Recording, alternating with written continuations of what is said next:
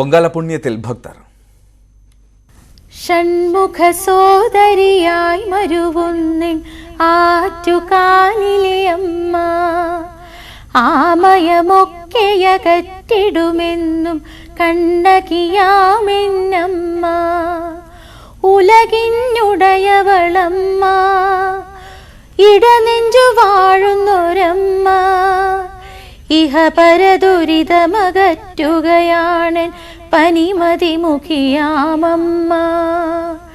ഷൺമുഖ സോദരിയായി മരുവുന്നിൻ ആറ്റുകാലിലെ അമ്മ, ആമയമൊക്കെയകറ്റിടുമെന്നും കണ്ണകിയാമെന്നമ്മ, കണ്ണകിയാമെന്നമ്മ. ആറ്റുകാൽ അമ്മയ്ക്ക് അനന്തപുരിയെ യാഗശാലയാക്കി. ആറ്റുകാൽ അമ്മയ്ക്ക് പൊങ്കാല അർപ്പിച്ച് ഭക്തലക്ഷങ്ങൾ. 2 വർഷത്തെ ഇടവേളയ്ക്ക് ശേഷം നടന്ന പൊങ്കാലയിൽ പങ്കെടുത്ത് ആത്മനിർവൃത്തി അടഞ്ഞാണ് ഭക്തർ മടങ്ങിയത്.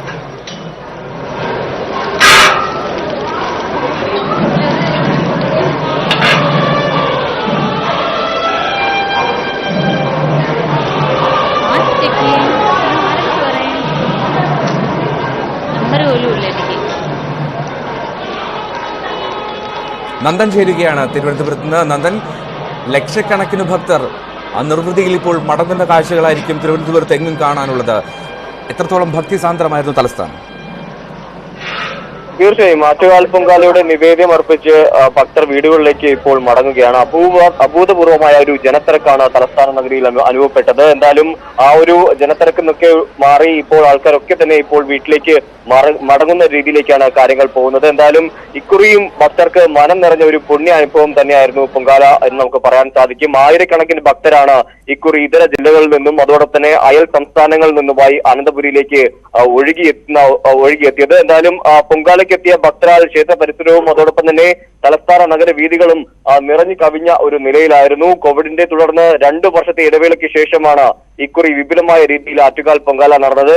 ഇതര ദേശങ്ങളിൽ നിന്ന് വരെ എത്തിയ ഭക്തർ നഗരങ്ങളിൽ പലയിടങ്ങളിലായി പൊങ്കാലയിട്ട് അതിനുശേഷം തിരിച്ചു പോവുകയാണ്. ക്ഷേത്ര പരിസരവും നഗരവീഥികളും ഇപ്പോൾ ആ ഒരു പൊങ്കാല അർപ്പിച്ചതിന് ശേഷമുള്ള മറ്റു കാര്യങ്ങളൊക്കെ വൃത്തിയാക്കാനായിട്ട് കോർപ്പറേഷന്റെ നേതൃത്വത്തിൽ വലിയ തോതിലുള്ള ശുചീകരണ പ്രവർത്തനങ്ങളാണ് ഇപ്പോൾ തലസ്ഥാന നഗരിയിൽ നടന്നുകൊണ്ടിരിക്കുന്നത്. പൊങ്കാലയ്ക്ക് ശേഷം നഗരം ശുചിയാക്കാനായി 2400 പേരെയാണ് കോർപ്പറേഷൻ ഇപ്പോൾ നിയോഗിച്ചിട്ടുള്ളത്. 20 ശുചിമുറികളുള്ള 3 ബയോ ടോയ്ലറ്റ് ബ്ലോക്കുകളും വിവിധ ഭാഗങ്ങളിലായി സ്ഥാപിച്ചിട്ടുമുണ്ട്. അതുകൊണ്ട് തന്നെ സ്ത്രീകൾക്കൊന്നും വലിയ ബുദ്ധിമുട്ടുകളില്ലാതെ ഇപ്രാവശ്യത്തെ പൊങ്കാല വലിയ രീതിയിൽ നല്ല ഭംഗിയായ രീതിയിൽ ഇപ്പോൾ കഴിഞ്ഞ ഒരു സാഹചര്യമാണ്. എന്തായാലും ആറ്റുകാൽ ക്ഷേത്ര ട്രസ്റ്റും അതോടൊപ്പം തന്നെ കോർപ്പറേഷനും പോലീസും മറ്റ് സർക്കാർ വകുപ്പുകളും ചേർന്ന് വളരെ ഭംഗിയായിട്ടാണ് ഈ വർഷത്തെ പൊങ്കാല അത് വലിയ വിജയത്തോടെ അത് പൂർത്തീകരിക്കാൻ. അതോടൊപ്പം തന്നെ 1770 താൽക്കാലിക കുടിവെള്ള പൈപ്പുകൾ വിവിധ ഭാഗങ്ങളിലായി സജ്ജമാക്കിയിട്ടുണ്ട്. അതോടൊപ്പം തന്നെ നഗരത്തിൽ ചില സ്ഥലങ്ങളിൽ പൊട്ടിപ്പൊളിഞ്ഞ് കിടക്കുന്ന സ്മാർട്ട് സിറ്റി പദ്ധതികളുടെ ഒരു റോഡ് കാരണം ചില ബുദ്ധിമുട്ടുകൾ ഭക്തർക്കുണ്ടായി എന്നല്ലാതെ മറ്റൊരു ബുദ്ധിമുട്ടുകളും എന്തായാലും ഉണ്ടായിട്ടില്ല. എന്തായാലും ഈ ഒരു പൊങ്കാലയ്ക്ക് ശേഷം ഇപ്പോൾ ആൾക്കാർ വലിയ തോതിൽ മടങ്ങുകയാണ്. കാരണം ഈ തലസ്ഥാന ജില്ലയിൽ നിന്നും മറ്റ് ജില്ലകളിലേക്ക് പ്രത്യേകിച്ച് നാഗർകോവിലും അതോടൊപ്പം തന്നെ മറ്റ് ജില്ലകളിലേക്കൊക്കെ പോകുന്ന ആൾക്കാരൊക്കെ തന്നെ ഇപ്പോൾ തിരിച്ചു മടങ്ങിക്കൊണ്ടിരിക്കുന്ന ഒരു കാഴ്ചയാണ്. എന്തായാലും ഇപ്പോൾ കോർപ്പറേഷന്റെ നേതൃത്വത്തിൽ ശുചീകരണ പ്രവർത്തനങ്ങൾ ഇവിടെ നടന്നുകൊണ്ടിരിക്കുകയാണ്. എത്രയും പെട്ടെന്ന് തന്നെ ഇവിടുത്തെ ആ മാലിന്യങ്ങൾ ഒക്കെ നീക്കം ചെയ്യാനും അതിനുശേഷം ഈ കല്ലുകളൊക്കെ തന്നെ അടുപ്പ് ഇട്ട കല്ലുകളൊക്കെ തന്നെ നീക്കം ചെയ്യാനുള്ള ഒരു പ്രവർത്തനങ്ങളാണ് കോർപ്പറേഷൻ നേതൃത്വത്തിൽ ഇപ്പോഴും നടന്നുകൊണ്ടിരിക്കുന്നത്. 1-2 മണിക്കൂറിനുള്ളിൽ തന്നെ ഇതെല്ലാം വൃത്തിയാക്കി അതിനുശേഷം ഫയർഫോഴ്സ് അടക്കം വന്ന് വലിയ തോതിൽ നഗരം പഴയ പോലെ ആക്കാനായിട്ടുള്ള ശുചീകരണ പ്രവർത്തനങ്ങൾ ഏകോപിപ്പിച്ചുകൊണ്ടിരിക്കുകയാണ്. എന്തായാലും എല്ലാ സർക്കാർ വകുപ്പുകളും ഒത്തൊരുമയോടെ പ്രവർത്തനം ഏകോപിപ്പിച്ചുകൊണ്ടിരിക്കുകയാണ്. എൽദോപ്പോൾ നന്ദൻ, ഈ ഭക്തരുടെ മടക്കത്തിനുള്ള സൗകര്യങ്ങൾ എന്തൊക്കെയാണ്? ഈ KSRTC, റെയിൽവേ, പ്രത്യേക സർവീസുകൾ, അങ്ങനെ എന്തൊക്കെ തരത്തിലുള്ള ക്രമീകരണങ്ങളാണ് ഒരുക്കിയിട്ടുള്ളത്? എൽദോപ്പോൾ KSRTC ഏകദേശം 300-ലധികം സർവീസുകൾ നടത്തിയിട്ടുണ്ട്. 400 ബസ് സർവീസുകളാണ് നടത്തുകയും ചെയ്യുന്നത്. കഴിഞ്ഞ ദിവസങ്ങളിലൊക്കെ തന്നെ ഈ ഒരു തിരക്ക് നിയന്ത്രിക്കാനായി ചില റൂട്ടുകളിലേക്ക് അധികമായ സർവീസുകളും KSRTC നടത്തിയിരുന്നു. ഇപ്പോഴും ആ തിരക്ക് കണക്കിലാക്കിയുള്ള സർവീസുകളാണ് നടത്തിക്കൊണ്ടിരിക്കുന്നത്.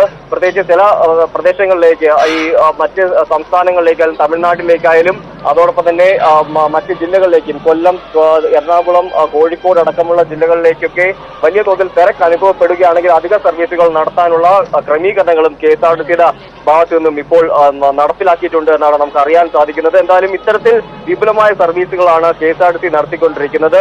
എന്തായാലും വലിയ തോതിൽ തിരക്കുകൾ ഈ ഒരു ബസ്സിലും അനുഭവപ്പെട്ട് ഇരിക്കുകയാണ്. കാരണം അത്രത്തോളം തിരക്കുകൾ ഈ ഒരു സമയത്ത് ഉണ്ടാവുകയാണ്. കാരണം ഈ ഒരു നിവേദ്യം അർപ്പിച്ചതിന് ശേഷം വീട്ടിലേക്ക് മടങ്ങുന്ന എല്ലാവരും ഈ ആശ്രയിക്കുന്നത് KSRTCയും അതോടൊപ്പം തന്നെ ഈ റെയിൽവേ അടക്കമുള്ള ഈ ഗതാഗത സർവീസുകൾ തന്നെയാണ്. സ്വകാര്യ വണ്ടികളൊക്കെ തന്നെ കുറവാണ്. കാരണം വലിയ തോതിൽ ഒരു ഗതാഗത നിയന്ത്രണമൊക്കെ തന്നെ നേരത്തെ ഏർപ്പെടുത്തിയിരുന്നു. അതിന്റെ ഒരു ഭാഗമായി തന്നെയാണ് ആൾക്കാർ സ്വകാര്യ വാഹനങ്ങൾ ഒഴിവാക്കി ഈ പൊതുഗതാഗതമൊക്കെ തന്നെ വലിയ തോതിൽ ആശ്രയിച്ചത്. എന്തായാലും അത്തരത്തിൽ പൊതുജനങ്ങൾക്ക് ബുദ്ധിമുട്ടുണ്ടാകാതിരിക്കാനുള്ള എല്ലാ നടപടിക്രമങ്ങളും KSRTCയുടെ ഭാഗത്തു നിന്നും ഉണ്ടായിട്ടുണ്ട്. അതേപോലെ തന്നെയാണ് റെയിൽവേയുടെ ഭാഗത്തു നിന്നും പ്രത്യേകിച്ച് 4 പ്രത്യേക സർവീസുകൾ റെയിൽവേ കൊണ്ടുവരുമ്പോഴും മറ്റ് സർവീസുകൾ ഏകദേശം 10-15ഓളം സർവീസുകളിൽ അത് കൂടുതൽ ബോഗികൾ അനുവദിക്കുകയും പാസഞ്ചർ ട്രെയിനുകളിലായാലും അത് കൂടുതൽ ബോഗികൾ അനുവദിക്കുകയും അതോടൊപ്പം തന്നെ കൂടുതൽ സമയം തിരുവനന്തപുരം റെയിൽവേ സ്റ്റേഷനിലേക്ക് ട്രെയിനുകൾ നിർത്തിയിട്ട് യാത്രക്കാർ കയറാനുള്ള എല്ലാ സൗകര്യങ്ങളും റെയിൽവേ അധികൃതരും കൃത്യമായി ചെയ്തിട്ടുണ്ട്. എന്തായാലും പൊതുഗതാഗതം വലിയ തോതിൽ ആശ്രയിക്കുന്നുണ്ട് ഭക്തജനങ്ങൾ. അവർക്ക് വേണ്ടിയുള്ള എല്ലാ ക്രമീകരണങ്ങളും ഇവിടെ വിപുലമായിട്ടുള്ള ക്രമീകരണമാണ് ഒരുക്കിയിട്ടുള്ളത്. ഈ ഭക്തലക്ഷങ്ങളുടെ മടക്കത്തിനായി റെയിൽവേയും KSRTCയും വലിയ ഗതാഗത പ്രശ്നങ്ങൾ അനുഭവപ്പെടുന്നില്ല. വളരെ കൃത്യമായി തന്നെ കാര്യങ്ങൾ നടന്നു പോകുന്നു. നന്ദനാണ് വിശദാംശങ്ങൾ നൽകിയത് തിരുവനന്തപുരത്ത് നിന്നും. പതിവ് തെറ്റിക്കാതെ ഇത്തവണയും താരനിര ആറ്റുകാലമ്മയ്ക്ക് പൊങ്കാല അർപ്പിച്ചു. ക്ഷേത്ര പരിസരത്തും വീട്ടുമുറ്റത്തുമൊക്കെയാണ് താരങ്ങൾ പൊങ്കാല അർപ്പിച്ചത്.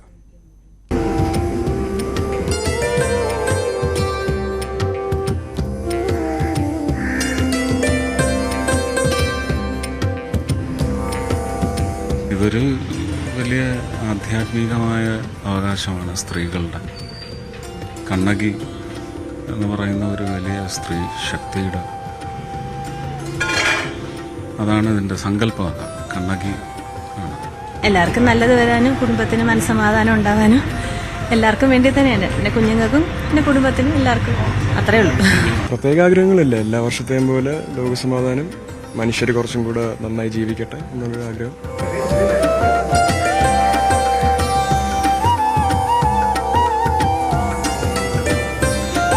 ദേവീപ്രിയയാണ് ഞാൻ. എല്ലാ കൊല്ലവും ഇപ്പം ഞാൻ തന്നെ എന്താ പറയുക ആഗ്രഹിക്കുന്ന പോലെ ഇന്നിടുന്ന വ്യക്തികൾ ഇനി എത്ര ചൂടായിക്കോട്ടെ, വെയിലിൻ്റെ ആയാലും തീയുടെ ആയാലും ദാഹമായാലും എന്തായാലും നമ്മൾ ആ സമയത്ത് പ്രയാസപ്പെട്ടാലും ശരി കലവെടുത്ത് തിരിച്ച് അവനവൻ്റെ വീട്ടിലേക്ക് മടങ്ങുമ്പോൾ അടുത്ത കൊല്ലവും ഞാൻ വരുമെന്ന് പറഞ്ഞ നിശ്ചയത്തിൽ തന്നെ പോകുള്ളൂ. ആരും ഞാൻ വരില്ല എന്ന് പറഞ്ഞു പോകുന്ന ഒരു ജനങ്ങളുണ്ടാവില്ല, ഒരു സ്ത്രീ പോലും ഉണ്ടാവില്ല. ഇവിടെ കൂടെ വന്ന് സഹായിക്കുക, തേങ്ങ തിരികെ കൊടുക്കുക, കൊതുമ്പെടുത്ത് കൊടുക്കുക, അങ്ങനെയൊക്കെ കൂടെ വന്ന് ഹെൽപ്പ് ചെയ്യുക. അത്രേ ഉള്ളൂ. എന്ന് പറഞ്ഞാൽ സ്ത്രീ ശക്തിയുടെ കൂടെ ഒരു ഓരം ചേർന്ന് സഞ്ചരിക്കുക. അതാണ്. അല്ലിപ്പോൾ ജനങ്ങളുടെ മുഖത്തൊരു സന്തോഷം. അതാണ് നമുക്കൊരു എവിടെ ചെന്നാലും ഒരു ചിരിക്കുന്ന മുഖമുണ്ട്. ആ 2 വർഷം നമുക്ക് കാണാൻ കഴിയാത്ത മുഖങ്ങൾ ഇപ്പോൾ കാണുന്നുണ്ട്. അപ്പോൾ അതിങ്ങനെ തുടരണേ എന്ന് പ്രാർത്ഥിക്കുകയാണ്. ആദ്യമായിട്ട് അമ്മയ്ക്ക് പൊങ്കാല സമർപ്പിക്കാനായിട്ട് വന്നതാണ്. കുറേ വർഷങ്ങളായിട്ട് ഇങ്ങനെ ഇടണം അല്ലെങ്കിൽ നമ്മൾ വേണ്ട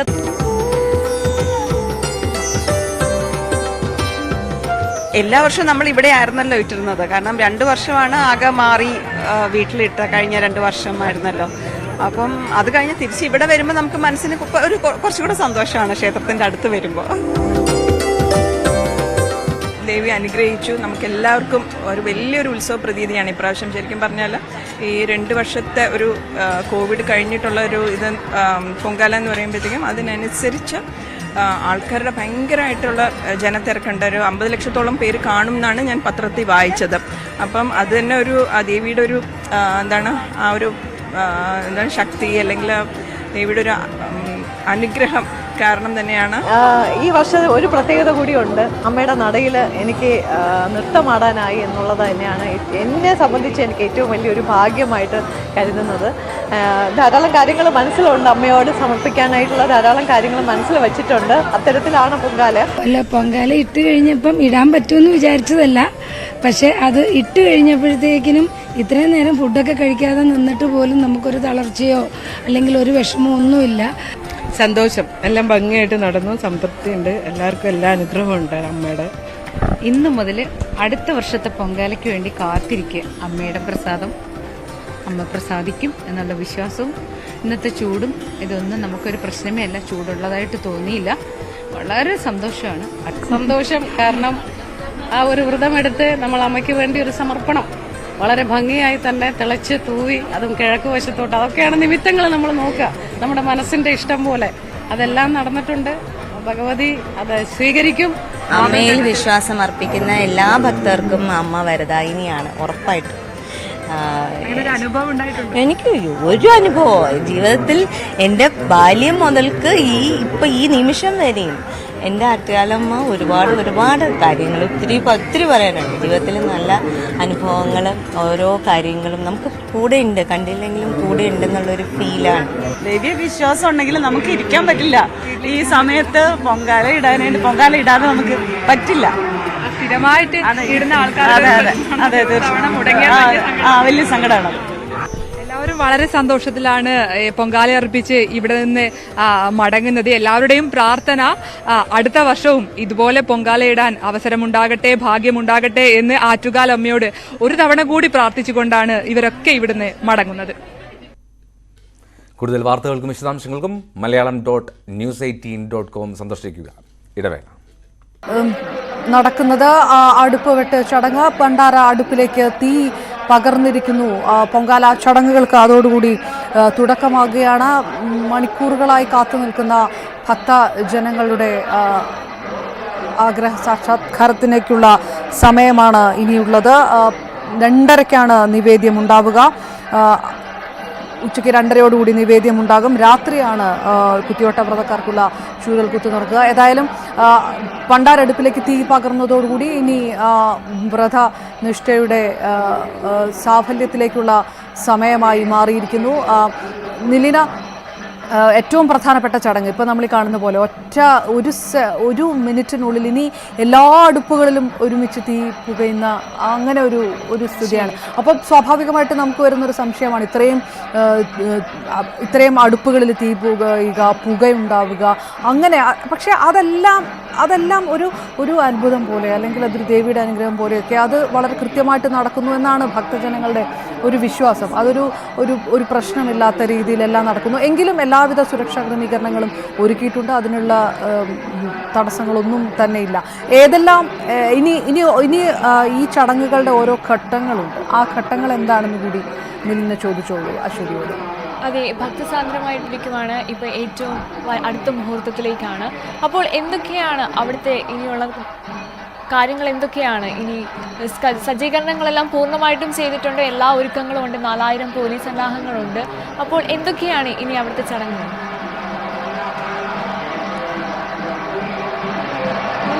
നമ്മൾ കാണുന്ന ഇത് തന്നെയാണ് ഏറ്റവും പ്രധാനപ്പെട്ട ചടങ്ങ്. അടുപ്പ് വെട്ട് കഴിഞ്ഞിരിക്കുന്നു. ഇനി ഈ പ്രദേശത്തുള്ള ലക്ഷോപലക്ഷം അടുപ്പുകളിലേക്ക് തീ പകരുന്നതോടെ ഇത്തവണത്തെ പൊങ്കാല മഹോത്സവത്തിന് തുടക്കമായിരിക്കുന്നു. നേരത്തെ പറഞ്ഞതുപോലെ തന്നെ ചെണ്ടമേളത്തിന്റെ അകമ്പടിയോടെയാണ് ഈ പണ്ടാരടുപ്പിലേക്ക് തീ പകർന്നത്. ഇവിടെ നിന്നും ഒരു അറിയിപ്പുണ്ടായിരുന്നു, എല്ലാവർക്കും അവരവരുടെ അടുപ്പുകളിലേക്ക് തീ പകരാം. 4 മണി വാർത്ത തുടരുന്നു. ബ്രഹ്മപുരം തീപിടുത്തം മനുഷ്യനിർമ്മിതമാണോ എന്ന് ഹൈക്കോടതി. പ്രശ്നത്തിന്റെ ഗൗരവം അറിയാമോ എന്ന് കൊച്ചി കോർപ്പറേഷനോട് ഹൈക്കോടതി ചോദിച്ചു. കോടതി വിളിപ്പിച്ചതിനെ തുടർന്ന് കൊച്ചി കോർപ്പറേഷൻ സെക്രട്ടറി ഹൈക്കോടതിയിൽ ഹാജരായി. കൊച്ചിക്കാരുടെ അവസ്ഥ ഗ്യാസ് ചേമ്പറിൽ അകപ്പെട്ട പോലെയാണെന്ന് കോടതി വിമർശിച്ചു. എറണാകുളം ജില്ലാ കളക്ടർ എന്തുകൊണ്ട് ഈ വിഷയത്തിൽ നേരിട്ട് ഇടപെടാത്തതെന്നും കോടതി ആരാഞ്ഞു. കളക്ടർ നാളെ നേരിട്ട് ഹാജരാകണമെന്നും കോടതി നിർദ്ദേശിച്ചു. ജൂൺ 6-നുള്ളിൽ മാലിന്യ നിർമ്മാർജ്ജനം കുറ്റമറ്റതാക്കണമെന്നാണ് നിർദ്ദേശം. 3 അമിക്കസ് ക്യൂറിയെ ഡിവിഷൻ ബെഞ്ച് ചുമതലപ്പെടുത്തിയിട്ടുണ്ട്. ഡാനി പോൾ വിശദാംശങ്ങളുമായി ചേരുന്നു. ഡാൻ, കൊച്ചിയിൽ ബ്രഹ്മപുരത്തെ മാലിന്യ പ്ലാന്റിലെ തീ, അതേ തുടർന്നുണ്ടായ മാലിന്യ നിർമ്മാർജ്ജന പ്രശ്നങ്ങൾ, കൊച്ചി നേരിട്ട വിഷപ്പുക, ഇതിനെയെല്ലാം അതിരൂക്ഷമായ ഭാഷയിലാണ് ഹൈക്കോടതി വിമർശിച്ചത്. ഡാനി, വലിയ വിമർശനം, അത് കോർപ്പറേഷന്, ആകെ മൊത്തം ഭരണ സംവിധാനത്തിന് ഹൈക്കോടതി വളരെ കൃത്യമായിട്ടുള്ള ഒരു ഇടപെടൽ നടത്തുന്നു ആ വിഷപ്പുകയെ ചൊല്ലി. എന്തൊക്കെ കാര്യങ്ങളായിരുന്നു കോടതി ചൂണ്ടിക്കാട്ടിയത്?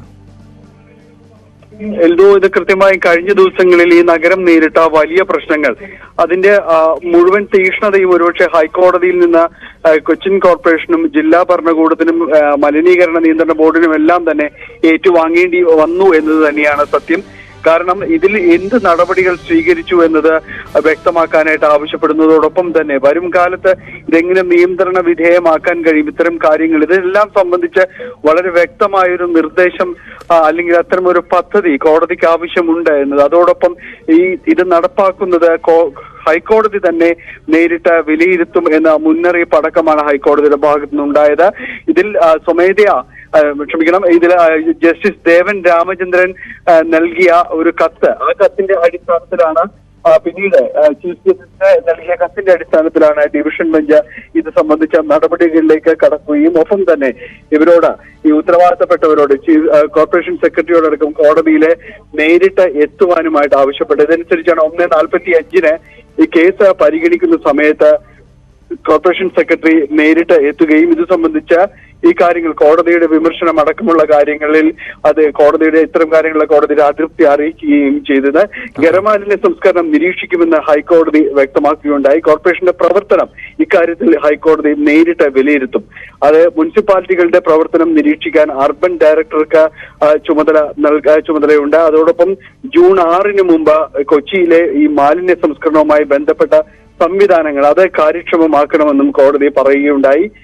ഇതിൽ മലിനീകരണ നിയന്ത്രണ ബോർഡ് ഇന്ന് കുറെ കാര്യങ്ങൾ വ്യക്തമാക്കിയുണ്ടായി. പക്ഷെ ഇതെല്ലാം തന്നെ ഈ സമർപ്പിച്ച വസ്തുക്കളെല്ലാം തന്നെ യഥാർത്ഥത്തിൽ നിന്ന് വളരെ അകലെയാണെന്ന് കോടതി പറഞ്ഞു.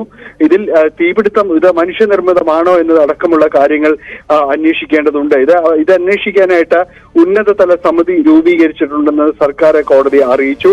അതോടൊപ്പം തന്നെയുമാണ് ഇതിൽ പരിഹാര മാർഗങ്ങൾ, നിർദ്ദേശങ്ങൾ ഇത് മലിനീകരണ നിയന്ത്രണ ബോർഡും കൊച്ചി നഗരസഭയുമാണ് ഹൈക്കോടതിയിൽ അറിയിക്കേണ്ടത്. ഇതിൽ തുടർ നടപടികളിൽ കോടതിയുടെ നിരീക്ഷണം ഉണ്ടാകും.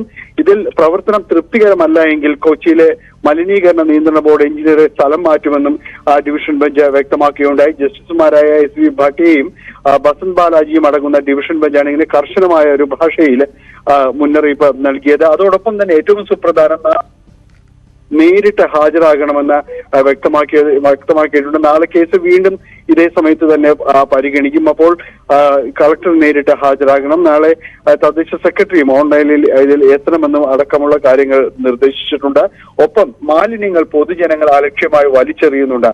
അത്തരക്കാർക്കെതിരെയും കൃത്യമായിട്ടുള്ള വിമർശനം ഗ്യാസ് ചേംബറിലാണ് കൊച്ചി എന്നുള്ള തരത്തിൽ രൂക്ഷമായിട്ടുള്ള വിമർശനമാണ് കോടതി ഉന്നയിച്ചത്. കളക്ടർ നേരിട്ട് ഹാജരാകുകയും വേണം, കൃത്യമായിട്ടുള്ള റിപ്പോർട്ട് നൽകുകയും വേണം. വിശദാംശങ്ങളാണ് നൽകിയത് ഡാനി പോൾ കൊച്ചിയിൽ നിന്ന്. ലൈഫ് മിഷൻ കോഡ് കേസിൽ മുഖ്യമന്ത്രിയുടെ അഡീഷണൽ പ്രൈവറ്റ് സെക്രട്ടറി CM രവീന്ദ്രനെ എൻഫോഴ്സ്മെന്റ് ഡയറക്ടറേറ്റ് ചോദ്യം ചെയ്യുകയാണ്. ചോദ്യം ചെയ്യൽ 6 മണിക്കൂർ പിന്നിട്ടു. 9:30യോടെയാണ് CM രവീന്ദ്രൻ EDയുടെ കൊച്ചി ഓഫീസിൽ ഹാജരായത്. സ്വപ്ന സുരേഷിന്റെ മൊഴിയും ശിവശങ്കറിന്റെ ചാറ്റ് സന്ദേശങ്ങളും അടക്കമുള്ള കാര്യങ്ങളിൽ CM രവീന്ദ്രൻ വ്യക്തത വരുത്തേണ്ടി വരും. CM രവീന്ദ്രനോട് ഫെബ്രുവരി 27 ഹാജരാകണമെന്നാവശ്യപ്പെട്ട് നോട്ടീസ് നൽകിയിരുന്നുവെങ്കിലും ഔദ്യോഗിക തിരക്കുകൾ ചൂണ്ടിക്കാട്ടി എത്താനാകില്ലെന്ന് അറിയിക്കുകയായിരുന്നു. സുവി വിശ്വനാഥൻ ചേരുന്നു വിശദാംശങ്ങളുമായി. സുവി, വളരെ ആത്മവിശ്വാസത്തോടെ കൈകൾ വീശിയൊക്കെയാണ് മാധ്യമങ്ങൾക്ക് നേരെ CM രവീന്ദ്രൻ ആ ഓഫീസിലേക്ക് കയറി പോകുന്ന ദൃശ്യങ്ങളിൽ നമുക്ക് കാണാം. ഈ ചോദ്യം ചെയ്യൽ 6 മണിക്കൂർ പിന്നിടുമ്പോൾ എന്തെങ്കിലും സൂചനകൾ?